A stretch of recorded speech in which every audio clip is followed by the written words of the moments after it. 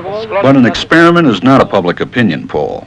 It examines behavior under the pressure of social forces, as the experiment of Solomon Asch reveals. The experiment you'll be taking part in today involves the perception of lengths of lines. As you can see here, I have a number of cards, and on each card there are several lines. Your task is a very simple one. You're to look at the line on the left and determine which of the three lines on the right is equal to it in length. All right, we'll proceed in this order. You'll give your answer. Only one of the people in the group is a real subject, the fifth person with the white T-shirt.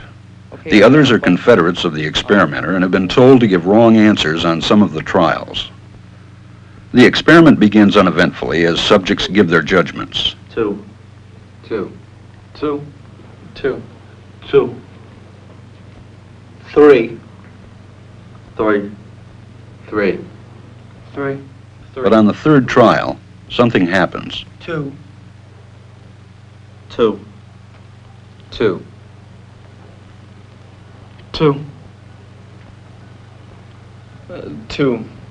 The subject denies the evidence of his own eyes and yields to group influence. Asch found subjects went along with the group on 37% of the critical trials. But he found through interviews that they went along with the group for different reasons. 1. 1. They must be right. There are 4 of them and 1 of me. 1. This subject's yielding is based on a distortion of his judgment. He genuinely believes that the group is correct. 1. 1. 1. 2. 1. 2. 2. 2. I know they're wrong, but why should I make waves? 2. In this case, the subject knows he is right, but goes along to avoid the discomfort of disagreeing with the group. Here, the distortion is at the level of his response. 2. 2. 2. 2. In the previous experiment, the naive subject stood alone against the group. In this variation, Asch gave the naive subject a partner, here seated in the third position, who also gives the correct response. 1. 1. 2. 1.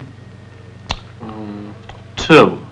With a partner, yielding drops to only 5% of the critical trials compared to 37% without a partner.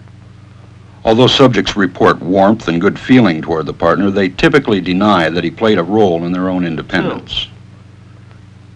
The partnership variation shows that much of the power of the group came not merely from its numbers, but from the unanimity of its opposition. When that unanimity is punctured, the group's power is greatly reduced. Sometimes we go along with the group because what they say convinces us they are right.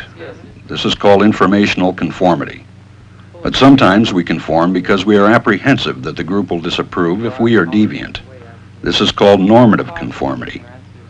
The strength of the normative factor is shown in another variation carried out by Asch.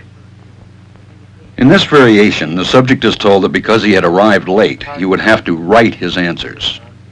Subjects in this private response experiment are exposed to the same amount of misleading information as other subjects, but they are immune from any possible criticism by the group. 1. 1. 1. And this enormously reduces the pressure to conform. Conformity drops by 2/3. Asch's experiment is a classic. It reveals how people will deny what they see and submit to group pressure. It allows us not only to observe conformity, but to study the conditions that increase or reduce its occurrence.